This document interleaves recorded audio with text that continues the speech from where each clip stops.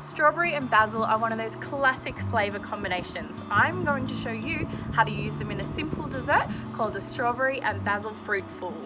To start with, I'm going to add 500 grams of hulled and halved strawberries into a pan with 40 grams of sugar and 3 stems of basil with the leaves attached, and cook it on a medium heat until the strawberries are broken down nicely. Once your pan has heated up, add in 1/4 cup of water. This will just help loosen everything up in the pan.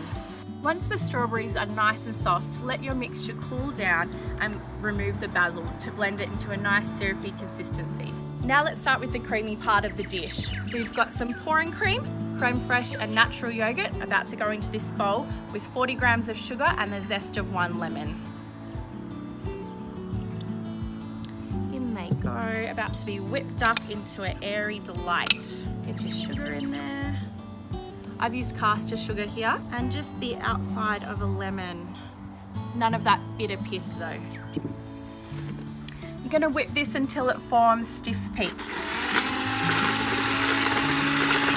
To finish our fruitful dessert, we're going to layer up the strawberry puree and the whipped cream mixture.